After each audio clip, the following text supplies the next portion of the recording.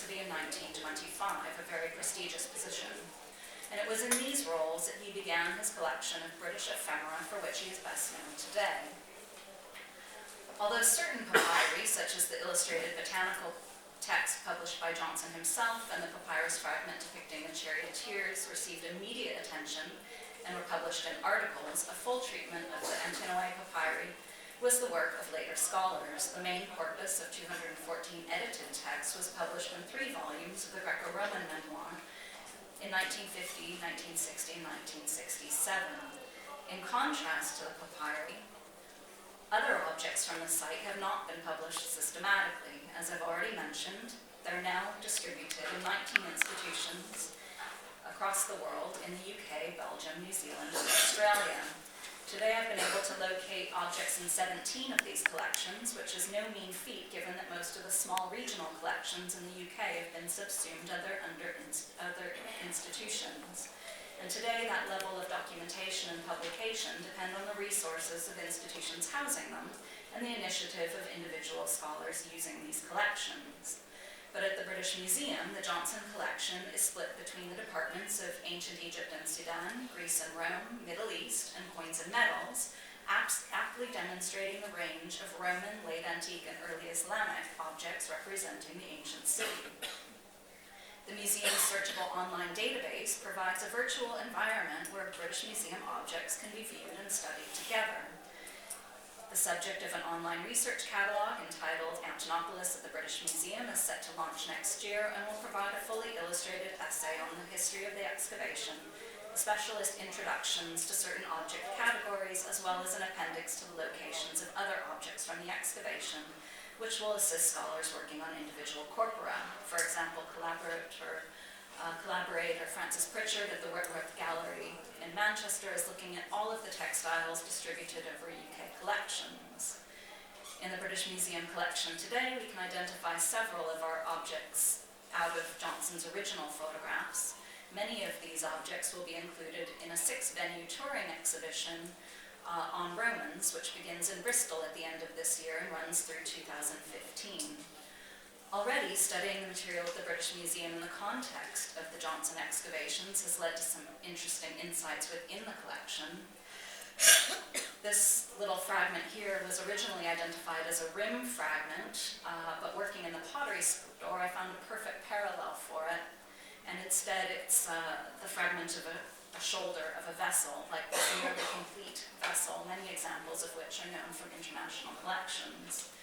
Less straightforward was this really horrible composite object, which was unregistered in the collection until 2000. It's clearly a modern assemblage of ancient bronze, bone, textile, and parchment bearing illegible squiggles in the form of a codex.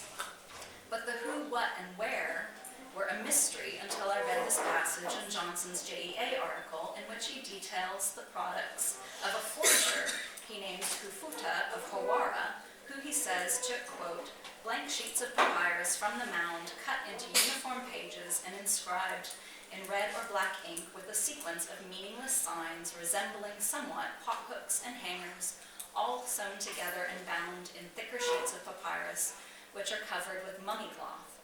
The second method is similar, but relies on skin in imitation of vellum as its medium.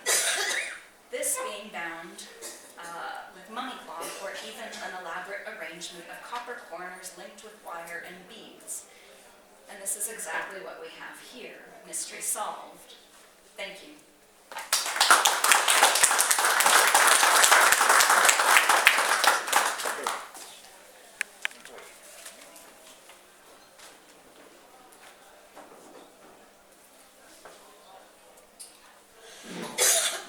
Thank you very much for your valuable contribution, and we have time 5 minutes for questions.